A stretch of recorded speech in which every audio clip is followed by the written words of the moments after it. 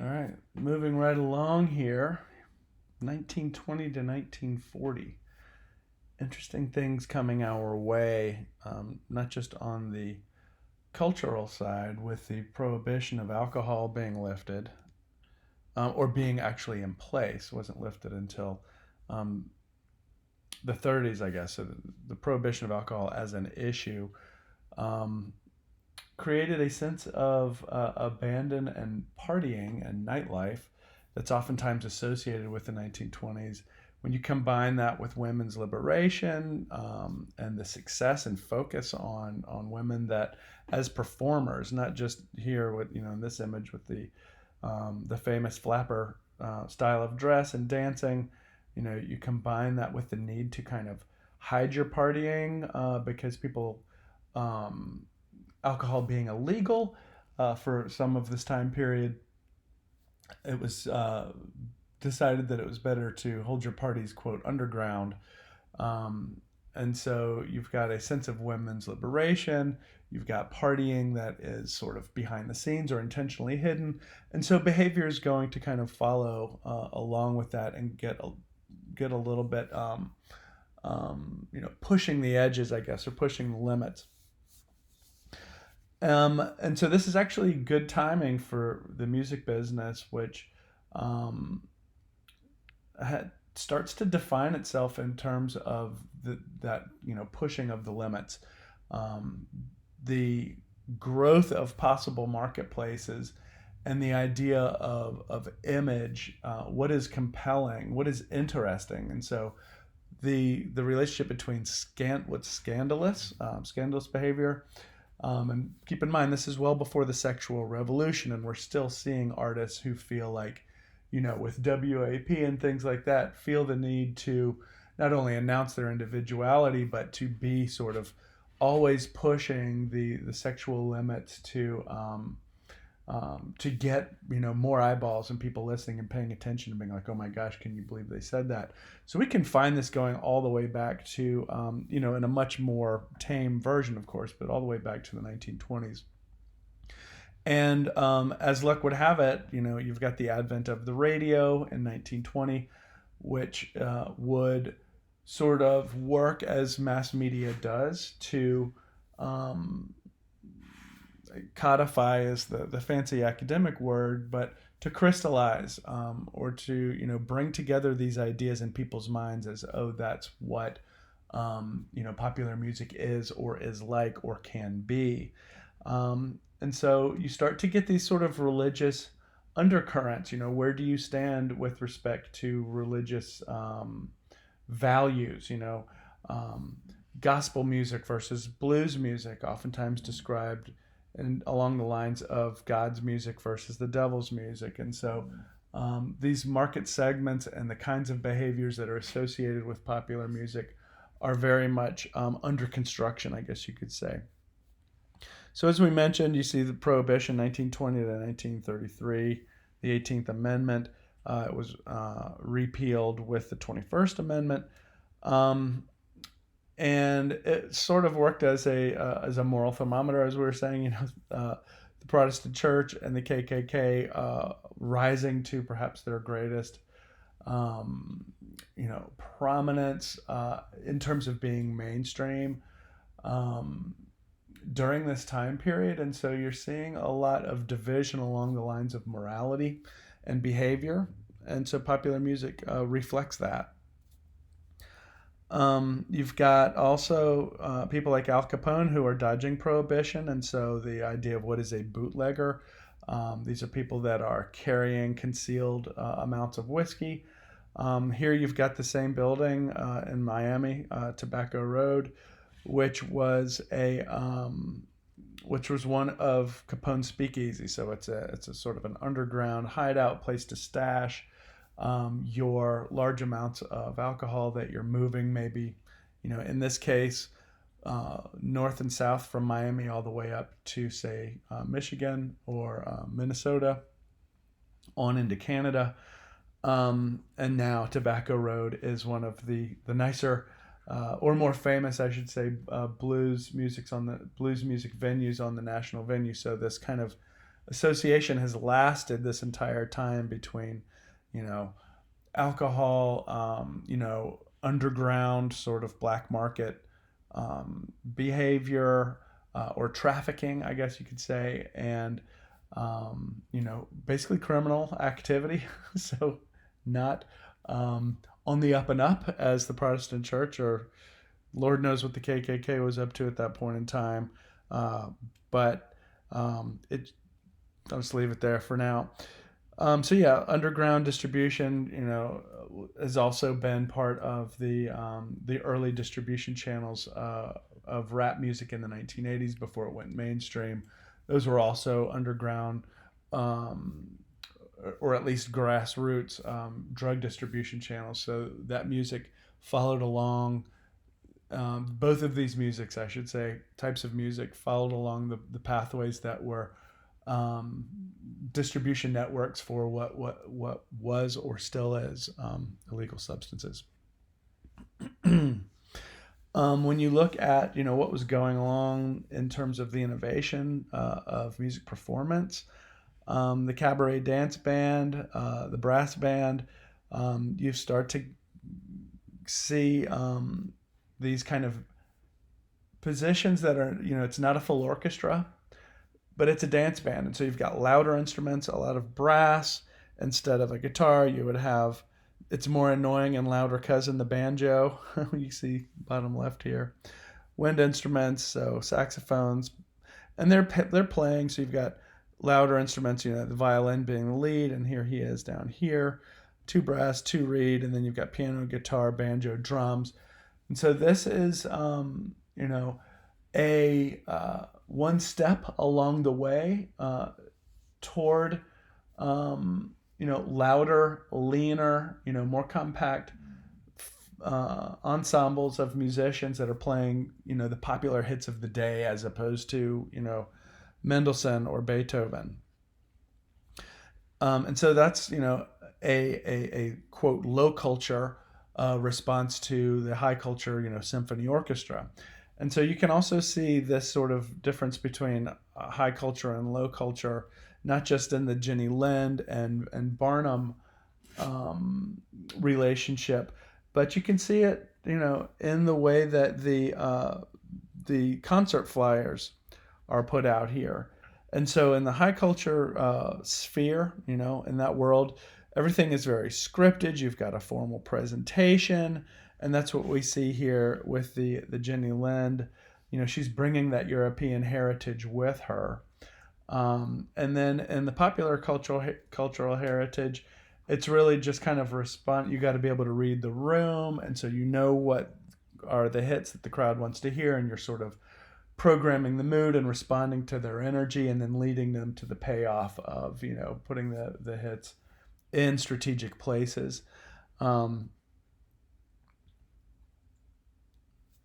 Another point of innovation would be synchronizing. So we've got film as part of the landscape in 1912.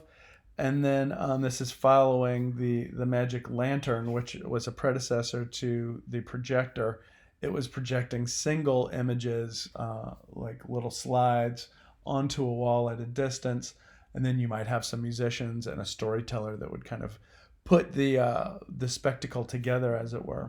Silent films were the original version. My dog is kind of growling in the background, so don't pay him any attention. With the original version of this, so they would require words on the screen, and then you might have an organ player who would have sheet music that was distributed by the film studio for that film. You might have an orchestra pit. You might have Foley musicians in the background, or you might have a permanent installation like a pipe organ, or maybe one of these more complex pneumatic or compressed air situations where you've got a lot of noise-making devices that do Foley off of a keyboard. And so this is what this ended up looking like. Basically, whatever you can imagine as a way to accompany a film. So you've got the orchestra in the bottom, the orchestra pit here with the movie screen behind.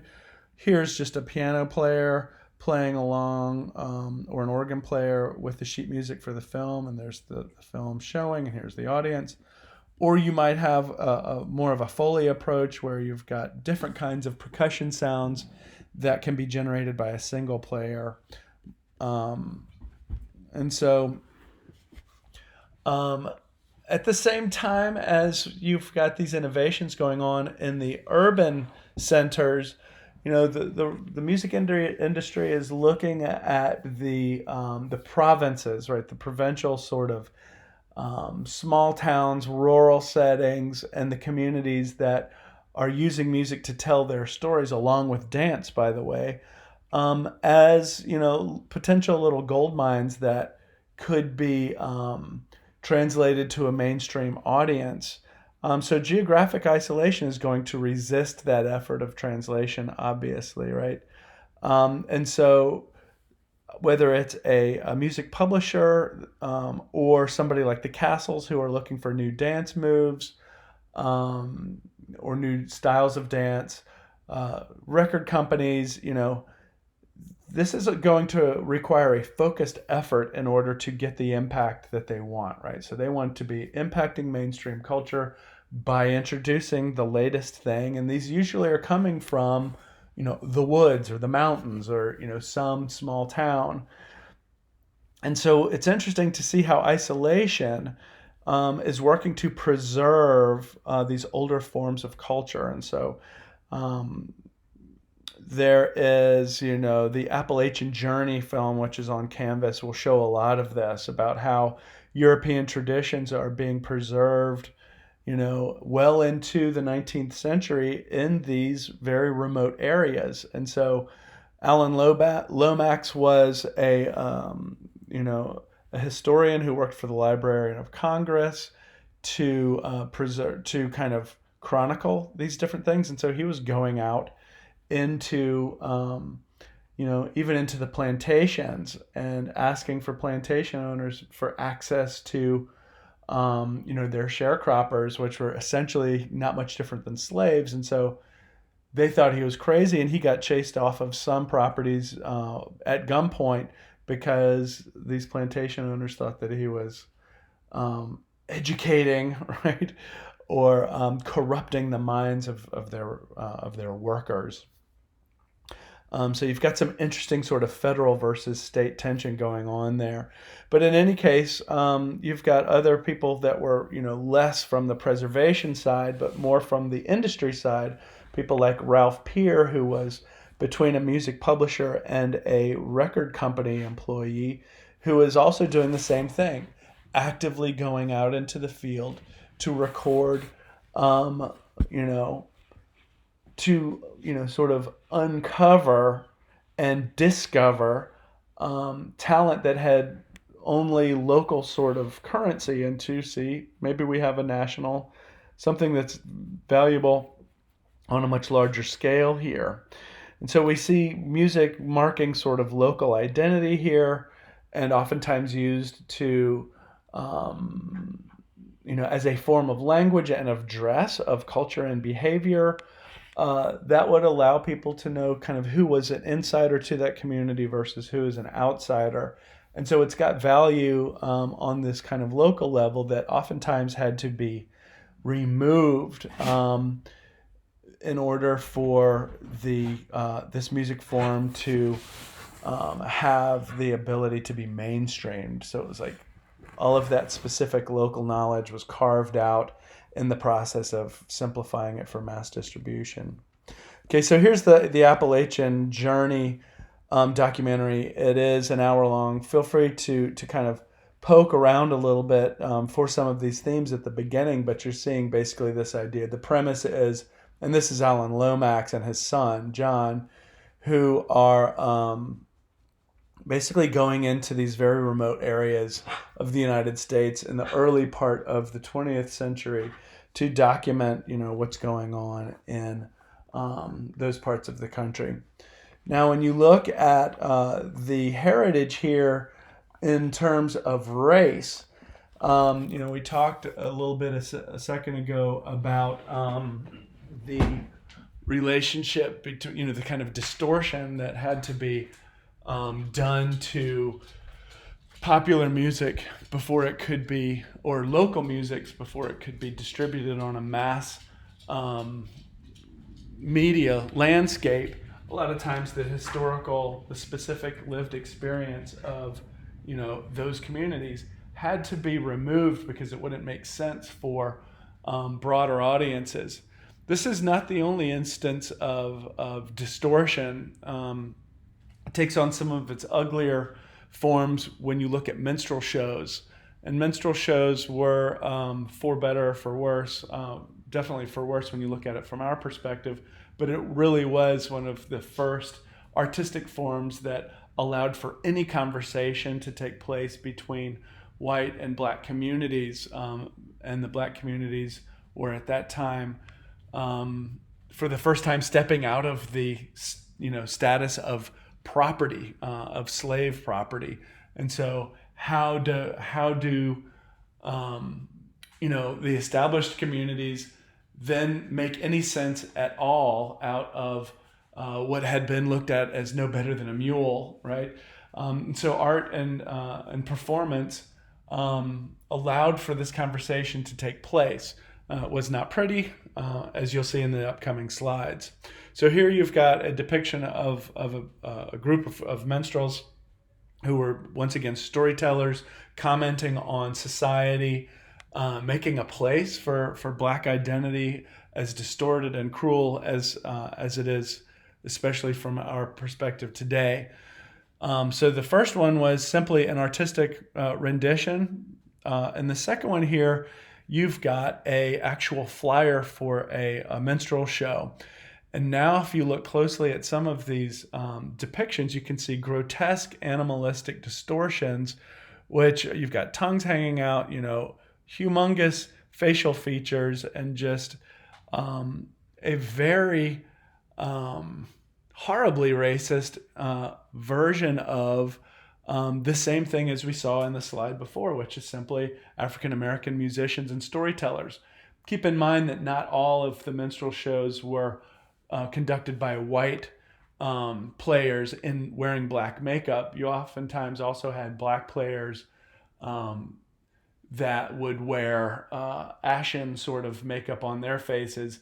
And so there's a lot of ambiguity here in terms of, these shows were not always necessarily anti-black. A lot of times they were also making fun of white culture as well. And so this is this particular, to revindicate and recognize the sort of very important and honorable place that African American art and culture takes in the history of of American history. This is a 10-minute video I encourage you to watch that shows how that society, because of the fact that, after the emancipation of slavery, you've got communities of African Americans in the South that were not subsumed by the sharecropping system and did live independently and were very much left alone, and ended up preserving these traditions such as the fife and drum tradition.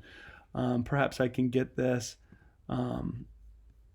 just 1 second of it here. Okay, so they're driving a 1950s Chevy here. Okay, there's the fife and drum. They're riding along in the back of this Chevy through the countryside to basically use that music to announce to everybody in that general community, which may be spread over, 100 acres or, 200 acres, that there's going to be a fish fry, right? Or a party of some kind. And then everybody comes together near the end, and you can see them using the fife and drum, playing songs of the day, but it's very, very organic, right? No electricity. This is really a really fascinating look into a society and a community that has withstood the test of time and is actually preserving one of the oldest traditions of American history, which is the fife and drum tradition. You can see here with the founding of our country, you've got soldiers marching and using the fife and drums as in the late 1700s. And so Othar Turner, who was the sort of the leader of that fife and drum group from the Mississippi Delta on the previous slide, is directly maintaining and linked to the musical lineage that's located at the deepest level of American music and iconography here. It speaks to, Mississippi not only as the birthplace for America's music, but as a sort of incubator for traditions that span, that are not only at the deepest roots, but also span centuries, the totality of our country's existence.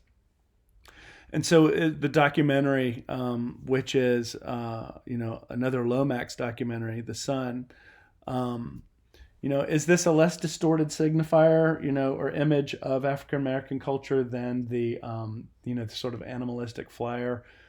Yes, absolutely. But you also have to recognize that there are certain myths and literary ideas that, romanticize those who live in the countryside as being less subject to the sort of distortions of society, the pressures of politics, the sort of backstabbing and greed and things like that. So it's not as if just be careful not to completely romanticize and think, oh wow, this is some romantic ideal. It's still people who are trying to do what they need to do to survive. They're just they're basically left alone by society.